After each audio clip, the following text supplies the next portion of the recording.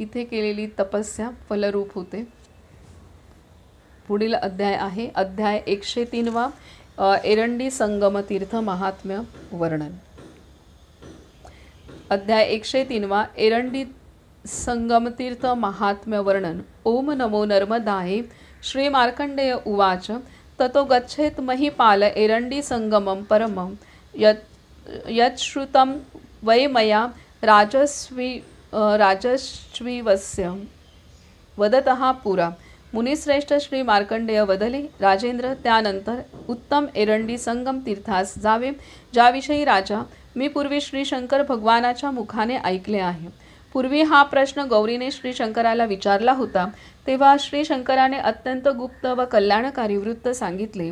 ईश्वर वदले, हे देवी, तू अतिशय गुप्त गोष्ट ऐक, आजपर्यंत ती मी कुणालाही सांगितली नाही। श्री नर्मदाच्या परमपवित्र उत्तर तटावर गर्भहत्येचे पाप दूर करणारे, मनकामना पूर्ण करणारे, पुत्रवृद्धी करणारे उत्तम तीर्थ आहे। पार्वती देवीने विचारले, श्री महादेव, हे उत्तम तीर्थ गर्भहत्येचे पाप हरण करणारे व स्वर्गदर्शन देणारे कसे, ते कथन करा। ईश्वर वदले, हे महादेवी, श्री ब्रह्मदेवाचे मानसपुत्र, नित्य अग्निहोत्र करणारे देवता व अतिथींचे पूजक अत्री नावाचे महर्षी होते। हे पार्वती, त्याची अनसूया नावाची विख्यात गुणवंत पतिव्रता, पतिपरायण, पतिकार्यात तसेच कल्याणात तत्पर भार्या होती। अशा प्रकारे बराच काळ लोटला तरी त्यांना कन्या व पुत्र प्राप्ती झाली नाही। हे महादेवी, एकदा ते दिवसाच्या 3ऱ्या प्रहरात सुखाने लेटले होते। पूर्वकालीन सुखदुःखाबद्दल बोलत होते। अत्री म्हणाले, चंद्रासमान प्रियदर्शनी, कल्याणी, प्रिय सर्वांग सुंदरी, विद्याविनय संपन्न, कमलाक्षी, पूर्ण चंद्रासमान सुंदर, मोठ्या कमरेच्या भारामुळे मंद गमन करणारी हे सुंदरी, तू मला प्राप्त झाली आहेस। संपूर्ण विश्वात तुझ्या समान अन्य कोणती स्त्री नाही। वेदवादी ब्राह्मण स्त्रीला पुत्ररूप फलवान म्हणतात। हे कल्याणमय सुंदरी, केवळ जन्मला म्हणून पुत्र असला तरी महापापी असल्यामुळे खाली पतन होणाऱ्या पित्याचे पुन नामक नरकात तो रक्षण करतो। महानरकात सुद्धा गेलेले दूषित कर्म वाले पितामह आदींचा सुद्धा या पुत्रामुळे उद्धार होतो।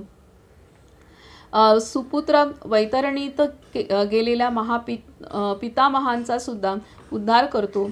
पुत्रामुळे सर्व लोक वश होतात। नातवामुळेही उत्तम गती मिळते। पंतूमुळे सदा सुख देणारा ब्रह्मलोक प्राप्त होतो। या कारणास्तव लोक परलोकात पुत्रासमान कोणी बंधू नाही। मध्यरात्री सदा चिंताग्रस्त असल्यामुळे माझे सर्वांग ग्रीष्म ऋतूतील नदीच्या जलाप्रमाणे सुकते आहे। अनसूयेने सांगितले, हे ब्राह्मण देव, तुम्ही जो विचार करता तो सर्व मीही करते। ज्यामुळे तुम्ही व्याकुळ होता त्यामुळे माझेही चित्त जळते। ज्या कार्यामुळे दीर्घायू गुणी पुत्र होईल त्या कार्याचा विचार केल्यास प्रजापती श्री ब्रह्मदेव प्रसन्न होतील। महर्षी अत्री म्हणाले, हे कल्याणी, जन्मल्यानंतर मी कठोर तप केले। सुंदरी, व्रत, उपवास, नियम व शाकाहारामुळे माझे शरीर दुर्बल झाले आहे। हे महाव्रतधारी, मी अशक्त असल्यामुळे शोकमग्न आहे।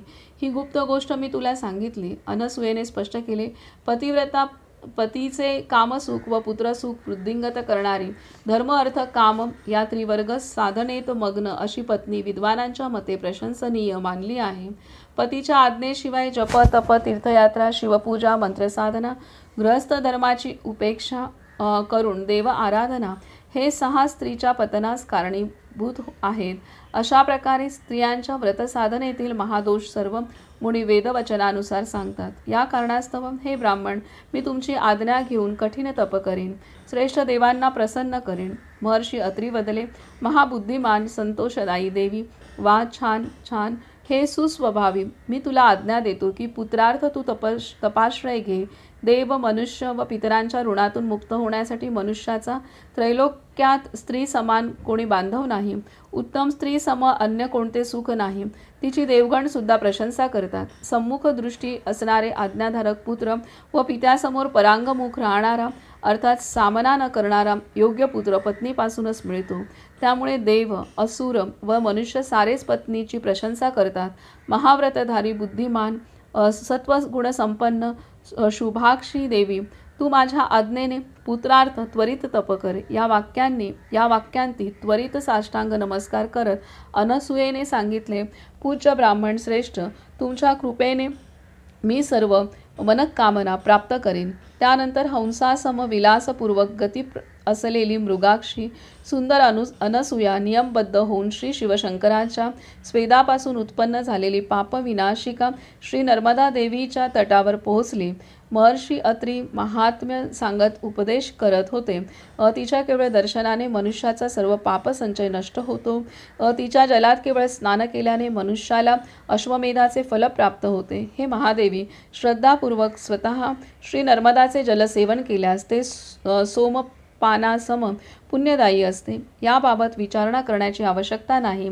जे शतयोजन दूर राहून रात्रंदिवस श्री नर्मदाचे स्मरण करतात ते सर्व पापांपासून मुक्त होऊन रुद्रलोकात जातात.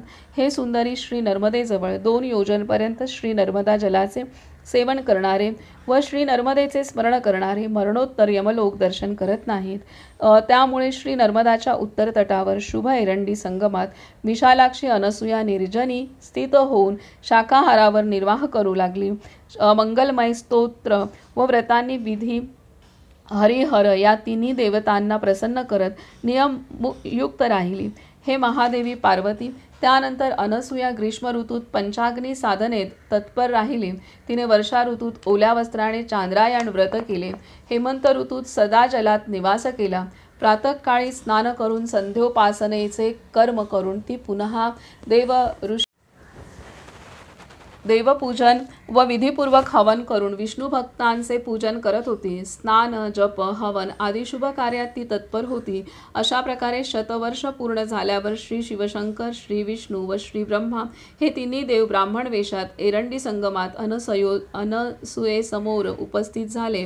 हे प्रिये, वेद पाठ करत ते ब्राह्मण अनसूयेक सक्षम उपस्थित झाले. अनसूया जप सोडून व पुन्हा पुन्हा त्यांच्याकडे पाहत उठून उभी राहिली. त्या विशालाक्षी अनसूयेने त्यांना विधीपूर्वक अर्घ्य देऊन म्हटले, आज माझा जन्म सफल झाला व माझी तपस्या सफल झाली. ब्राह्मणांच्या दर्शनानेच मनुष्य सर्व पापातून मुक्त होतो. त्यानंतर परिक्रमा करत साष्टांग नमस्कार करून अनसूया ब्राह्मणांना म्हणाली, शुद्ध अंतःकरण असलेल्या मुनींना मी भोजनार्थ कंदमुळे, फळे व पवित्र अन्न देते. ब्राह्मण वदले, उत्तम व्रतधारी देवी, तुझ्या विचित्र तसेच वास्तविक तपाने आम्ही सर्व तुझे दर्शन करून सर्व मनोरथांनी संतुष्ट झालो आहोत. तुझ्या या तापस व्रताने महाआश्चर्य वाटले. तू स्वर्ग, मोक्ष व पुत्रासाठी कठीण तपस्या करत आहेस. अनसूयेने सांगितले, तपाने स्वर्ग सिद्ध होतो, तपाने उत्तम गती प्राप्त होते, तपाने धन व कामप्राप्ती होते, तपाने गुणवान पुत्र होतो. ब्राह्मण, माझ्या बुद्धीनुसार तपच सर्व मनःकामना व फल देणारे आहे. ब्राह्मण वदले, हे सूक्ष्म आकर्षक रंगाची, उत्तम सौंदर्यशालिनी, विशालाक्षी, स्निग्ध अंग असलेली रूपवती, हंसाची विलासी गती असलेली, तू सर्वांगी सुंदरतेने सजली आहेस. तुला तपाचे काय प्रयोजन, तसेच स्वतःबाबत का शोक करत आहेस? अनसूयेने सांगितले, आपण रूपधारी स्वयं श्री शंकर, श्री विष्णू व श्री ब्रह्मदेव आहात का? त्यांचे चिन्ह मी आपल्यात पाहत आहे. अनसूयेचे वाक्य समाप्त झाल्यावर देवांनी स्वतःचे स्वरूप प्रकट केले. ते देव करोडो सूर्यासम प्रभा असलेले स्वस्वरूपात दृष्टिगोचर झाले. हे महादेवी, भगवान श्री विष्णू चतुर्भुज, शंख, चक्र, गदाधारी व अळशीच्या पुष्पासमान पितांबरधारी होते. त्यांचे वाहन गरुड होते. शिवाय ते लक्ष्मीसह होते. ते प्रसन्न मुख, शोभिवंत तसेच स्वतः निज स्वरूपात स्थित होते. हे पार्वती, पीतवस्त्रधारी, चतुर्मुख, कमळवाल्या हंसावर आरूढ, हाती रुद्राक्षमाला घेतलेले लोकपितामह श्री ब्रह्मदेवही श्री नर्मदा तटावर प्रकट झाले. तसेच जे संपूर्ण जगतव्यापी स्वतः साक्षात श्री महेश्वर, ते सुद्धा वृषभावर आरूढ, दशहस्त, भस्मांगाने शोभित, पंचमुखी, त्रिनेत्री, जटामुकुटयुक्त, मस्तकी अर्धचंद्र भूषण धारण केलेले अशा रूपात तिथं प्रकट झाले. त्यानंतर देवदर्शन झाल्यावर थरथर कापत देवांकडे पुन्हा पुन्हा पाहून साध्वी अनसूया त्यांना म्हणाली, श्री ब्रह्मदेव, श्री विष्णू व श्री रुद्र हे तिन्ही काय कर्म करणारे आहेत, तसेच त्यांचे स्वरूप काय, याबाबत मी ऐकू इच्छिते. ते मला पूर्णतया सांगावे. काय म्हणतायत अनसूया? देवी की त्या अनसूया त्यांना म्हणाली, श्री ब्रह्मदेव, श्री विष्णू व श्री रुद्र हे तिन्ही काय कर्म करणारे आहेत, तसेच त्यांचे स्वरूप काय याबाबत मी ऐकू इच्छिते, ते मला पूर्णतया सांगावे. श्री ब्रह्मदेव म्हणाले, मी वर्षाकाल आहे नि जलसुद्धा माझे रूप आहे. मी मेघरूप मानला जातो. मीच पृथ्वीवर जलवर्षाव करतो. संध्येच्या पूर्व भागात सूर्योदय झाल्यावर मीच सर्वत्र बीजरूपात उपस्थित होतो. हे सर्वश्रेष्ठ गुप्त कारण मी तुला सांगितले. श्री विष्णू वदले की हेमंत ऋतू श्री विष्णू रूप आहे. चराचर विश्वसुद्धा त्याचेच रूप आहे. संपूर्ण जगाचे पालन हे श्री विष्णूचे श्रेष्ठ महात्म्य आहे. श्री रुद्रदेवाने सांगितले, सर्व जीवांचा क्षय करणारा ग्रीष्म ऋतू मलाच म्हणतात. उत्तम तपस्वी देवी, मीच रुद्र होऊन संपूर्ण जग खेचतो. हे उत्तम व्रतधारी देवी, अशा प्रकारे श्री ब्रह्मदेव, श्री विष्णू व श्री रुद्र हे तिन्ही देवच 3 संध्यारूप, 3 कालरूप, 3 अग्निरूप आहेत. त्याचप्रमाणे हे कल्याणी श्री ब्रह्मदेव, श्री विष्णू व श्री रुद्र हे तिन्ही एकात्मरूपी आहेत. तुझ्या मनाला जो इष्ट वाटतो तो वर ते तुला देतील. अनसूयेने व्यक्त केले, मी या जगात धन्य व पुण्यवान आहे.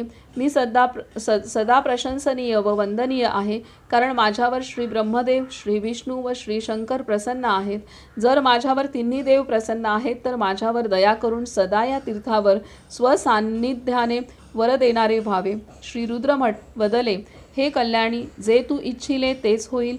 एरंडी नावाने प्रसिद्ध प्रत्यक्ष वैष्णवी माया इथे स्थित आहे, जिच्या केवळ दर्शनाने पापसंचय नष्ट होतो. चैत्र महिन्यात दिवसरात्र उपवास करून एरंडी संगमात स्नान करून ब्रह्महत्येचे पातक दूर होते. तिथे रात्री जागरण करून सकाळी ब्राह्मणाला भोजन द्यावे. शास्त्रानुसार विधिपूर्वक पिंडदान करावे. पुन्हा परिक्रमा करून सोने, चांदी, वस्त्र, गाय व भूमी आदी दान करावे.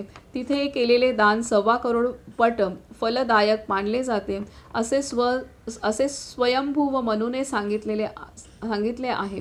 हे देवी, ज्यांचा एरंडी संगमात मृत्यू होतो तो सहस्त्र युगापर्यंत रुद्रलोकात निवास करतो. या तीर्थात अहोरात्र निवास करून जो वैदिक 11 नावे व वैदिक रुद्र मंत्र जपतो तो परमगती प्राप्त करतो. विद्यार्थी विद्या, धनार्थी धन, पुत्रार्थी पुत्र प्राप्त करतो. अशा प्रकारे मनुष्य इष्ट मनोरथ प्राप्त करतो. एरंडी व श्री नर्मदा संगमाच्या निर्मल जलात स्नान करून महापातकी सुद्धा उत्तम गती प्राप्त करतात. अनसूया म्हणाली, माझ्या भक्तीने जर आपण तिन्ही देव संतुष्ट आहात, तर माझ्या भक्तीने वश असे श्री ब्रह्मा, श्री विष्णू, श्री महेश माझे पुत्र व्हावेत. श्री विष्णू वदले, पूज्य देवही पुत्रभाव प्राप्त करतात, हे मी कधी ऐकले नाही. हे कल्याणी, मी तुला देवतुल्य पराक्रमी, रूपवान, गुणवान, यज्ञ करणारे, बहुश्रुत शास्त्र श्रवण करणारे पुत्र देतो. अनसूयेने मत मांडले, भक्तांचे दुःख हरण करणारे देव जे मला इष्ट आहे आणि ज्यासाठी मी प्रार्थना केली तेच आपण द्यायला हवे. माझी जशी पुत्र कामना आहे त्याच्या विपरीत करणे योग्य नाही. श्री विष्णू वदले, पूर्वी भृगु महर्षीच्या संवादाने वश होऊन त्यांच्या वाणीचा आदर करून मी गर्भवास केला आहे. मी त्याचाही पार बघत नाही. प्राचीन वृत्तांताचे स्मरण करून मी पुन्हा त्याचे चिंतन करतो. असा विचार करून श्री ब्रह्मा, श्री विष्णू, श्री शंकर असे आम्ही सर्व तुझे अयोनीच पुत्र होऊ. हे सुंदरमुखी महाबुद्धिमान देवता योनिवासात गमन करत नाही. हे देवी, संगम सान्निध्याने तू प्रत्यक्ष लोकांना वरदायी एरंडी वैष्णवी मातेच्या रूपात राहशील. कुंतीपुत्र श्री नर्मदाच्या उत्तर तटावर तिन्ही देव स्थित आहेत. कृष्ण अंगाची, श्वेत गौरवर्णीय वृक्ष केसांची, जरा कठोर यज्ञोपवीत घातलेली तपोनिष्ठा शुभाक्षी अनसूया देवी महेंद्र पर्वतावर पोहोचले. तिथे शिलातळी बसलेले महायशस्वी महर्षी अत्रींना तिने पाहिले. हे पार्वती, महर्षी अत्रीसुद्धा तिला पाहून प्रसन्न झाले. त्या अनसूयेने निजपतीला म्हटले, हे देव, उठा उठा. महर्षी अत्री म्हणाले, महाबुद्धिमान महाव्रतधारी अनसूया, खूप छान. महर्षी गालव आदींनाही अचिंतनीय दुर्लभ वर तू प्राप्त केला आहेस. अनसूया म्हणाली, देवर्षी, आपल्या कृपेने मी दुर्लभ वर प्राप्त केला आहे, त्यामुळे देवगण तसेच सिद्ध व शुद्ध अंतकरण असलेले ऋषी माझी प्रशंसा करतात. असे सांगून त्या देवीने अति आनंदाने आपल्या पतीकडे पाहिले. ती शुभ दर्शनीय झाली. केवळ दर्शनानेच तिच्या भाळी किरणांनी पेरलेले 9,000 योजनाने परिमित शुभमंडल कदंब गोलका समान आकाराचे 3 पट परिमाणयुक्त होते. हे देवी, त्याच्या मध्यांत दिव्य रूपधारी सुवर्णासमान वर्णाचे अमृतमय करोड सूर्यासमान तेजस्वी पुरुष, साक्षात स्वतः श्री ब्रह्मदेव प्रथम पुत्राच्या रूपात सोमरूप चंद्राच्या नावाने प्रसिद्ध झाले. हे महादेवी, हा सोमरूपी चंद्र निज 16 कलांनी इष्टयज्ञ आदी धार्मिक कृत्ये व संपात करतो. हे माहेश्वरी, याच्या प्रतिपदा द्वितीया, तृतीया, चतुर्थी, पंचमी आदी कला तसेच अव्यय 16वी कला आहे. हा चंद्र चतुर्विध लोकाच्या चराचरात्मक त्रिभुवनासहित संपूर्ण जगताला सूक्ष्म रूप होऊन तृप्त करतो. चंद्रस निज किरणांनी सर्व औषधींत रसपोषण करतो, म्हणून तो संपूर्ण जगताला तृप्त करणारा आहे. सर्व चंद्रात स्थित हवन केलेल्या दिलेल्या वस्तूंचा उपभोग घेतात. जेव्हा चंद्र वनस्पती सोमलतागत होतो, तो काळ अमावस्येचा असतो. सोमलता पौर्णिमेला पूर्णतया पल्लवित होते. कृष्ण पक्षात ती क्रमशः वर्णहीन होऊन अमावस्येला ती पूर्णहीन होते. चंद्राच्या सर्व कला क्षीण होतात, त्यामुळे सोमलतेत तो क्षीणकला असलेल्या स्वरूपात असतो. धनवान असूनही अमावस्येच्या दिवशी दुसऱ्यांच्या घरी भोजन करणारा अज्ञानी मनुष्य थोड्या वेळातच 1 वर्षाचे शुभकर्म नष्ट करतो. अमावस्येला वृक्षतोड करणारा मनुष्य त्या पापामुळे यमलोकात जातो. अमावस्येला मैथुन करणाऱ्यास निःसंशय ब्रह्महत्येसम पाप लागते. अमावस्येला जो नांगरतो त्याच्या पूर्वसंचित गायी नष्ट होतात. तसेच अमावस्येला जो मार्गक्रमण करतो त्याचे पितृगण त्या महिनाभर धुलीभोजन करतात.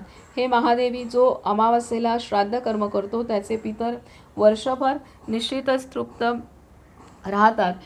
त्या तिथीला जो सुवर्ण, चांदी, वस्त्र आदी वस्तू उत्तम ब्राह्मणाला देतो ते सर्व तो निःसंशय लाख पट प्राप्त करतो. असे गुणसंपन्न सोमरूप प्रजापती अनसूयाचे प्रथम पुत्र उत्पन्न झाले. दुसरे पुत्र दुर्वासा नावाचे सृष्टी संहार करता स्वतः साक्षात श्री महेश्वर झाले. हे देवी, ते ऋषींमध्ये तप करत होते. ते प्रलयावस्थेत रुद्रभाव प्राप्त करतात. हे सुंदरी, त्या दुर्वासांनी इंद्राला सुद्धा शाप दिला आहे.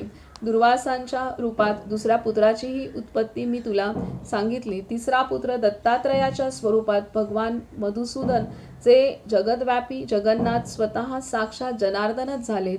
हे महेश्वरी, हे 3 देव अनसूयेचे 3 पुत्र झाले. वरदानामुळेच ते 3 देव पृथ्वीवर अवतीर्ण झालेत. हे पार्थ, श्री नर्मदाच्या उत्तर तटावर पुत्रप्राप्ती होण्यासाठी हे तीर्थ अनसूयेद्वारा स्थापित झाले आहे. सर्व पापांचा क्षय करणारे हे श्रेष्ठ तीर्थ आहे. श्री मार्कंडेय वदले, मृत्यूलोकात श्री नर्मदाविषयी एक अजून कथानक आश्चर्य वाटण्याजोगे आहे. राजा, ब्राह्मणाची भ्रूणहत्या नष्ट झाली. राजा युधिष्ठिरने विनवले, हे निष्पाप ब्राह्मण श्रेष्ठ, दुःखार्थ ब्राह्मणाचा इहलोकात सर्व पाप हरण करणारा तो इतिहास मला सांगावा. श्री मार्कंडेयांनी कथन केले. श्री शंकर वदले, सुवर्णशिलक नावाच्या गावात गौतमवंशी उत्तम कुलीन गोविंद नावाचा शेतकरी भार्या व पुत्रासह राहत होता. तो परिवारासह सदा कृषी कार्यात मग्न होता.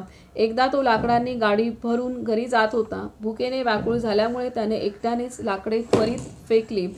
पित्याचा आवाज ऐकून त्याचे मूल रांगत तिथे आले, पण गोविंदने घाईघाईत त्याला पाहिले नाही. बिचारे मूल लाकडांनी आच्छादले. तहानेने व्याकुळ झाल्यामुळे तो त्वरित घरात गेला आणि बैल झुंपलेली गाडी त्याने दरवाजातच सोडली. त्याची पत्नी त्याचा स्वभाव ओळखून होती, तसेच त्याला वश होती.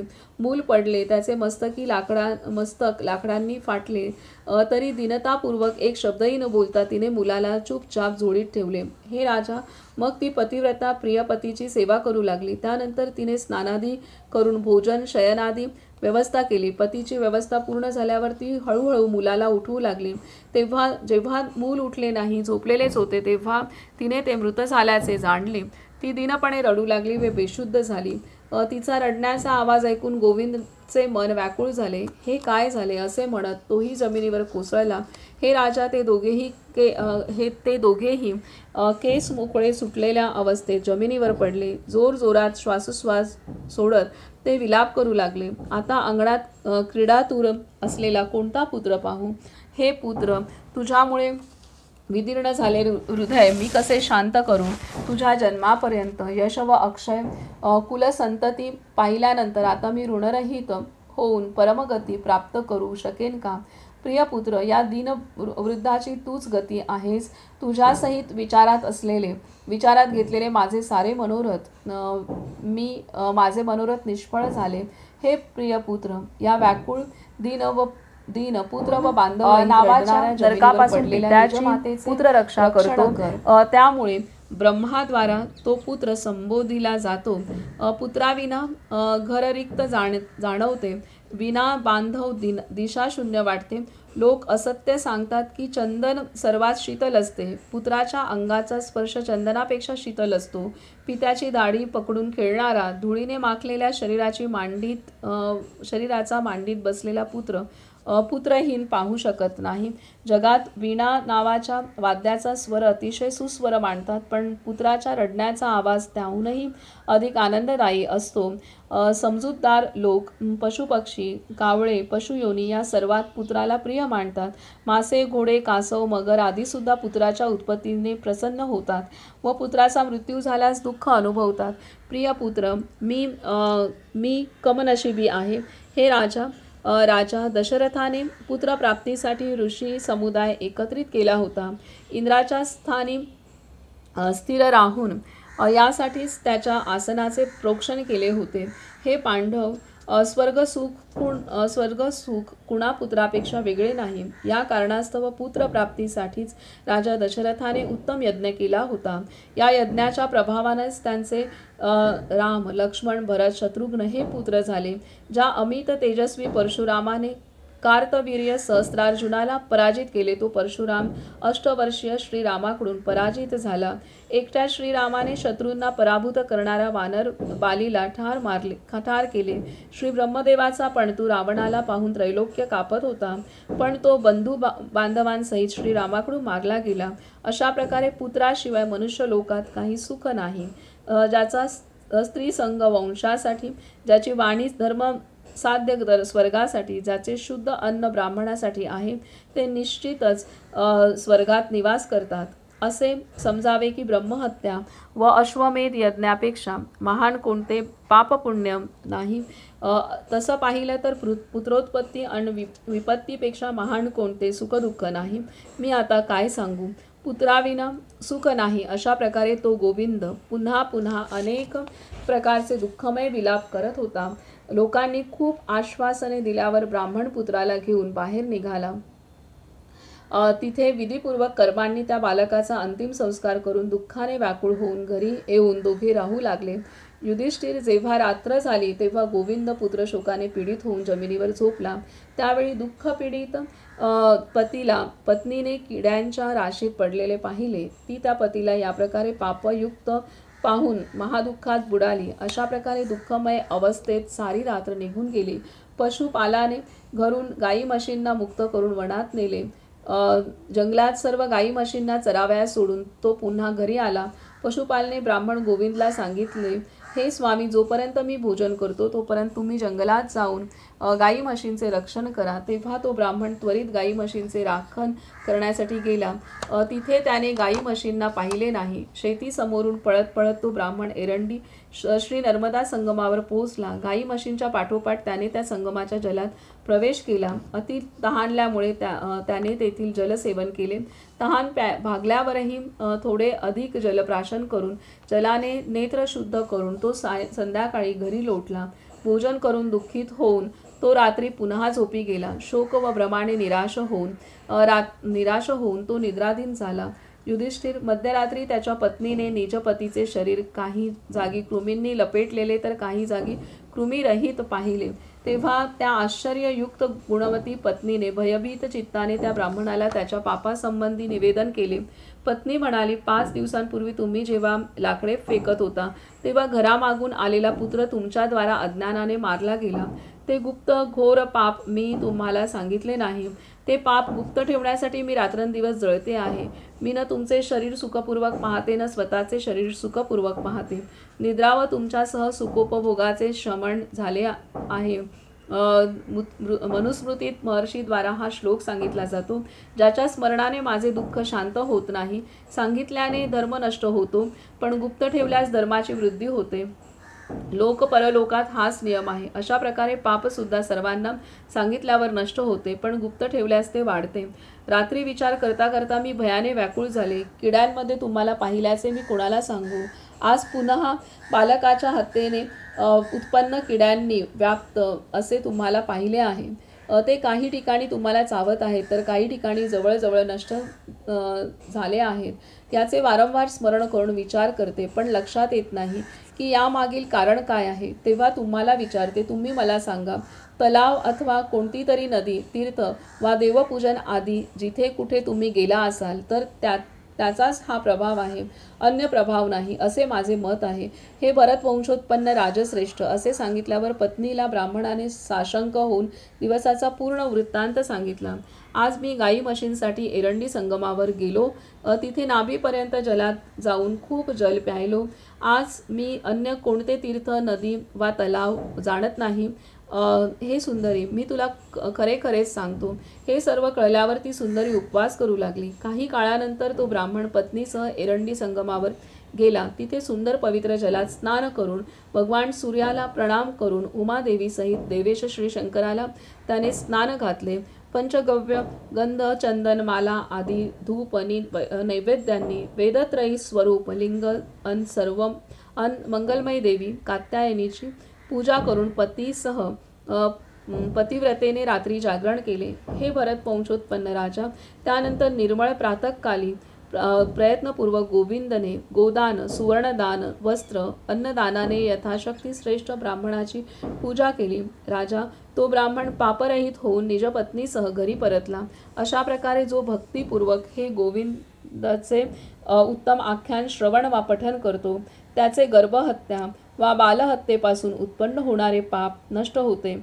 तो प्रलयापर्यंत शिवलोकात क्रीडा करतो. हे श्रेष्ठ राजा, जो आश्विन व चैत्र महिन्यातील शुक्ल पक्षात सप्तमी तिथीला उपवास करून जितेंद्रिय होऊन सात्विक भावनेने शिवमंदिरात निवास करतो, त्रिशूळधारी त्रिनेत्री श्री शंकराचे ध्यान करत हंसाचा वध करणाऱ्या शंख, चक्र, गदाधारी पक्षीराज गरुडारूढ त्रैलोक्याला वरदायी श्री विष्णूचे, तसेच हंसासनावर स्थित चतुर्मुख सर्व सृष्टीकर्ता कमलाकर श्री महादेवाचे ध्यान करतो.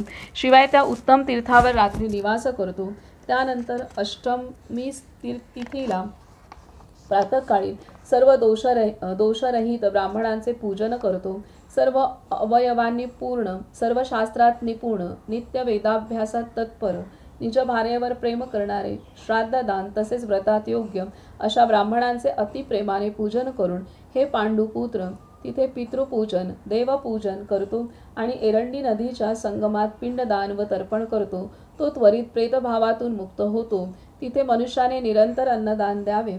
हे कुंतीपुत्र, नांगराबरोबर शुभ लक्षणांनी युक्त ओझे वाहनात समर्थ पुष्ट बैल द्यावे. दृढांच्या संख्येने परिमित धान्य द्यावे. भूषणांनी भूषित वानरासहित दुबती श्वेतवर्ण तरुण आणि लाल रंगाची कृष्ण कपिला गाय, दूध काढण्याच्या कास्य पात्रासहित, शिवाय सोने अथवा चांदीच्या खुरांनी युक्त सोन्याचे शिंग असलेली सवत्स गाय उत्तम ब्राह्मणाला देऊन म्हणावे, जगत्स्वामी श्री शिवशंकर, श्री विष्णू व श्री ब्रह्मा माझ्यावर प्रसन्न व्हावेत. संसाराचे रक्षण करणारी गोमाता माझा उद्धार कर. हे कुंतीपुत्र, तिथे स्त्रिया पुत्रार्थ एरंडी संगमात चतुर्वेदांच्या रुद्रसूक्तांनी स्नान घातल्या जातात. तिथे 4 ब्राह्मणांनी वा 2 उत्तम व योग्य ब्राह्मणांनी सुद्धा स्नान कर्म करावे. एका जलाच्या घड्याने दोघांवर अभिषेक करावा. ज्योतिर्विद 1 ब्राह्मण अथवा सामवेदाचे गायन करणाऱ्या ब्राह्मणांकरवी ही स्नानक्रिया करावी. पंचरत्नांसहित सुगंधित जलाने भरलेला, सर्व औषधींनी मिश्रित, आम्र अथवा पिंपळ पानांनी शोभित, श्वेतवस्त्रांनी लपेटलेला, सफेद चंदनांनी भूषित, शुभ्र पुष्पांनी वेढलेला असा घडा सिद्ध करून पुत्रार्थी उत्तम आचार्याद्वारा कास्य पात्रात मध्यभागी ठेवावा. अंगवस्त्र आभरण आदी सर्व त्यागण्यायोग्य मंडलात ठेवावे. त्यानंतर स्वसिद्धीसाठी श्री सूर्यनारायण तसेच श्री शंकर स्वरूप आचार्यांना प्रणाम करून देवीच्या उत्तम भवनात मधुर भोजन द्यावे. ब्राह्मणाला उत्तम फळे, छत्री, तांबूल, पादत्राणे, गाडी आदी दान करावे. असे करणारा दुःखरहित होतो. तो प्रलयापर्यंत सूर्यलोकात क्रीडा करतो. तिथे केलेले दान करोडपत होते. ज्या प्रकारे सर्व नद्या समुद्रात विलीन होतात, त्या प्रकारे मनुष्याचे सर्व पाप एरंडी संगमात नष्ट होते. बाण सोडल्यावर तो जितक्या दूर जाऊन पडेल तितकी भूमी तीर्थक्षेत्र मानली जाते. हे राजा, एरंडी संगमात भ्रूणहत्या वा बालहत्ये समान सर्व पाप नष्ट होते, असे श्री शंकराने सांगितले आहे. राजश्रेष्ठ, त्या तीर्थात देहत्याग करणारा उत्तम लोकात सुखद भोग भोगतो. कावळे, बगळे, कबूतर, घुबड आणि पशु संगमाच्या जलाच्या स्पर्शाने उत्तम गती प्राप्त करतात. तसेच वृक्षांना सुद्धा उत्तम गती प्राप्त होते. जे योगीजन ब्रह्मपदाच्या तत्वज्ञानाने गती प्राप्त करतात, ज्यांनी एरंडीचे दर्शन घेतले आहे, मनमथेश्वर महादेवाचे दर्शन घेतले आहे, त्यांच्यावर क्रोधित होऊन यमराज तरी काय करू शकतात? यमराजही सौम्य होऊन त्यांचे कल्याण करतात. जे संगमातून निघालेली माती नित्य शरीराला लावतात, त्यांचे भ्रूण हत्यादी पाप निस्संदेह नष्ट होते. एरंडी श्री नर्मदा संगमात लोटांगण घालणारा मनुष्य सर्व पापातून मुक्त होऊन शोक व दुःखरहित पद प्राप्त करतो. आश्रमात राहून जो एरंडी श्री नर्मदा संगमाचे कथन करतो, तो पूर्णतया पापमुक्त होतो. हे सत्य भाष्य श्री शंकराचे आहे. एरंडी वृक्षाचा अग्रभाग पाहिल्यावर मनुष्य निज पापातून विमुक्त होतो. जे या पुण्यतीर्थाच्या वर्णनाचे पठन करतात वा भक्तिपूर्वक श्रवण करतात, ते सुद्धा पापमुक्त होतात. राजा, हे सर्व एरंडी संगमाचे महात्म्य मी सांगितले.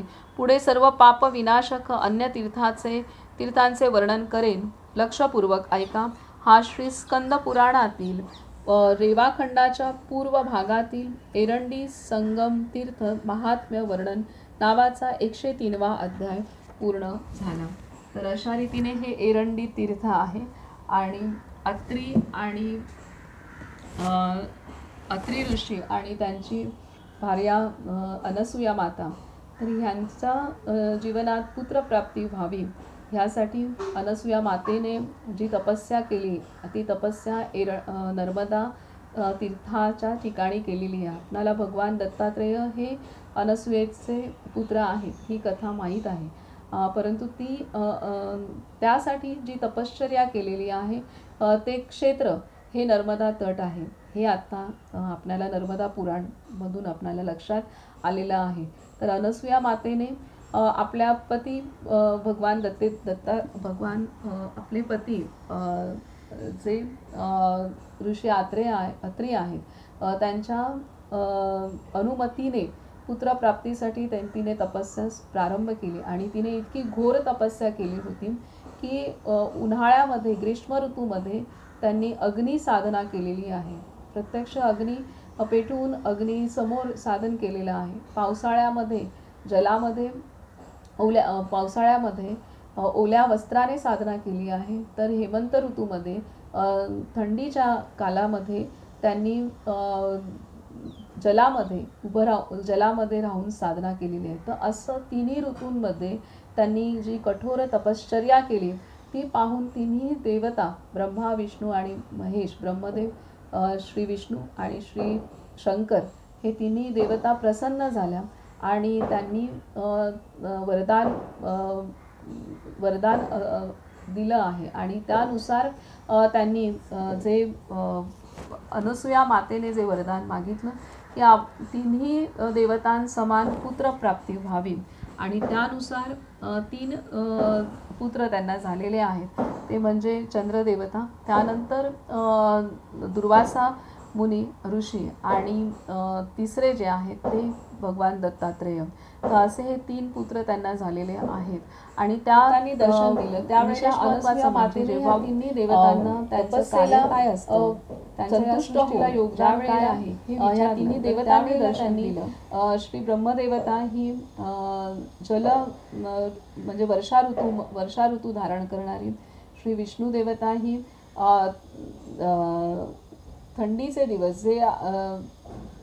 जे थंडीचे दिवस आहेत तर त्या ऋतूला धारण करणारी आहे, हिवाळ्याला धारण करणारी आहे. तर तिसरी देवता श्री शंकर देवता ही ग्रीष्म ऋतूला धारण करणारी आहे. तर हे त्यांनी सांगितलेलं आहे. आणि हे पूर्ण दिवसभरामध्ये सुद्धा हे तिन्ही ब्रह्मा विष्णू आणि महेश असे तिन्ही कार्य चालू असतात दिवसभरामध्ये. निर्माण होणं, धारणा होणं